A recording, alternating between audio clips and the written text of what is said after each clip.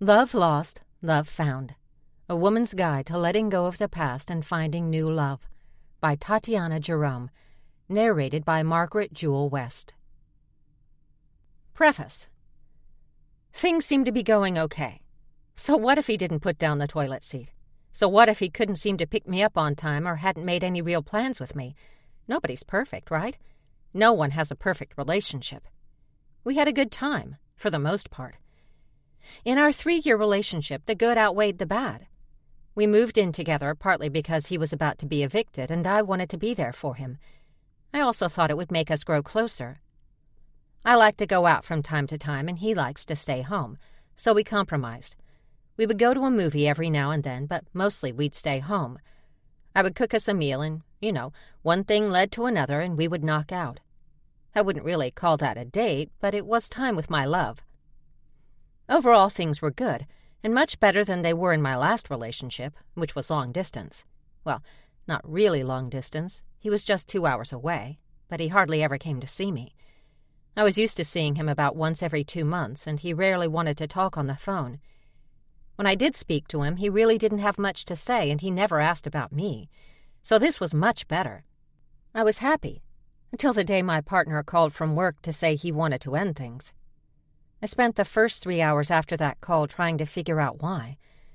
The only thing he could tell me is that things weren't working out. He said he had asked me time and time again to change certain things, but that I never did. He said I nagged too much, that I'm not down for him, that I'm always trying to start trouble. It was hard for me to think, and I couldn't stop my tears. Are you serious? That's all that came to mind to say. He ended the conversation by telling me I'm not who I used to be. He said he would come and get his things when I was at work. I can't even say I was shocked. It's not like we hadn't broken up before. It's not like we hadn't done the whole break-up to make-up thing. But it's been more than a month, and I haven't heard from him. I guess it's really over. Ladies, if this is you, stop right here. Maybe you're thinking, wait, that can't be the whole story. I want to know the details. Maybe I can relate to them. You might even be saying, well, at least he was better than your ex. Ugh, I'm here to tell you right now, stop that kind of thinking. Just stop it. The details do not matter, and they never will. Just as you learned in school, there's the main idea, and then there's the details to support the main idea. Well, the main idea has already played out. It's over. The only person holding on to the details of your relationship is you, because you want answers. If he cared about the details, then splitting up would have been a topic of discussion rather than a unilateral choice. His. The details do not matter. All the things you did for him do not matter. Your sacrifices do not matter. They did not make a strong enough impact on his choice. Yes, you don't throw away a relationship without trying to fix it first, but, and this is a big but, if you're the only one trying to fix it, it will never work out. If there was never a place for God in the relationship, then there was never any room for solutions to your problems to present themselves. If you ended it because you know your worth, this part is for you. If you are the one who ended it, then congratulations. It was probably one of the hardest things you've ever had to do. You didn't want to end it, but maybe secretly you did. Maybe the relationship wasn't always this bad, but it also wasn't getting any better. It was clear you were being taken for granted, that you were being used as a backup plan or a safety net by your partner. You were no longer considered a gift to him. So you did what you had to do and you ended it. You said goodbye. Or did you really? Did you say goodbye and then end all communication with him? On social media, email, and so forth? Or did you say goodbye without really believing it had ended? Just because you were the one to let go doesn't mean it doesn't hurt. Maybe you felt relief at removing yourself from the situation, but that doesn't mean the pain is gone. That doesn't make it any easier to deal with. So this is your time to mourn. This is your time to figure out what's next. It's not your time to figure out what to do if he contacts you. It's not your time to figure out if he's thinking about you. You are only delaying the healing process. You are allowed to let the tears run. You are allowed to feel pain, hurt, anger, and disappointment. You are allowed to miss him, But that doesn't mean you have to go back. No one said letting go would be easy, but now you are no longer tied to a toxic situation. The thing is, you knew it was going to happen. Somewhere inside you, you knew.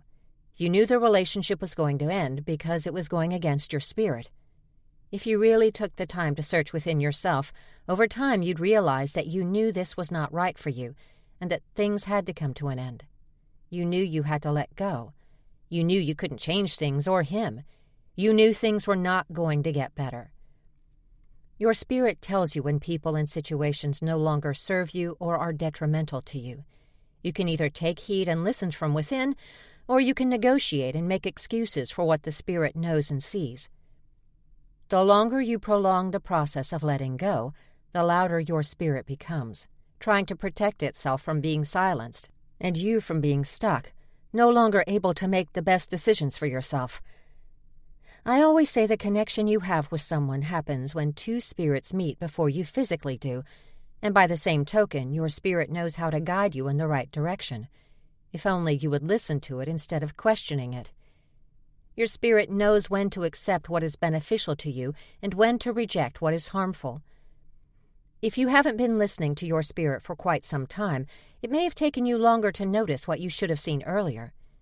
Regardless of what has happened, you are an intelligent woman who knows when things are not headed in the right direction. You are able to see that what he once did to attract you, he no longer does. You are aware of the excuses being made. You are keen to his next, "I don't know. I don't have the time. I'm focused on making money. I'm focused on doing what I have to do. And I'm not ready." You knew it was only a matter of time before things had to end. Within you, you knew. You may not have acknowledged it, but you knew. All the signs were there. Everything that told you to end it, such as body language, was clear. You asked God for a sign, and he gave you more than one. It was just a matter of time before you did something about it, after you overcame your fears, the what-ifs, and the memories, good and bad. The time came to choose better treatment, to choose love and support over indifference and maybe even mistreatment. You're probably experiencing a range of emotions, from wanting him back to asking yourself if ending it was really the right choice, to thinking maybe you were too drastic, to believing you're better off without him, to feeling sad and wondering if all these things will ever go away. When God is present within you, he will protect you.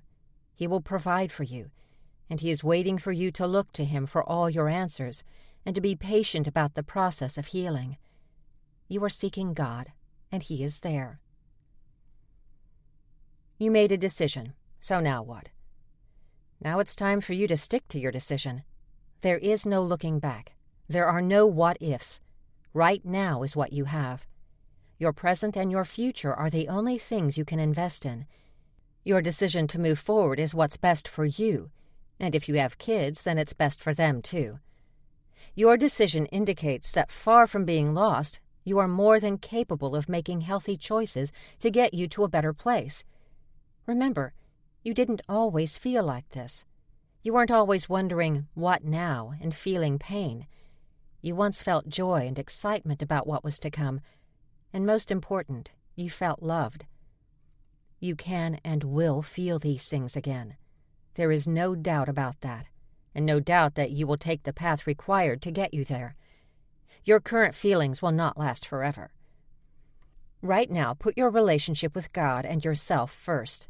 Right now, get back to tending to yourself and making your feelings, needs, and wants a priority. Right now, start believing that better days are here. You are already in a better place because you made a decision.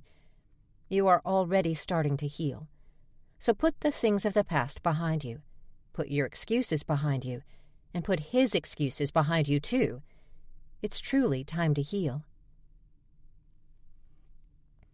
Healing may not happen right away.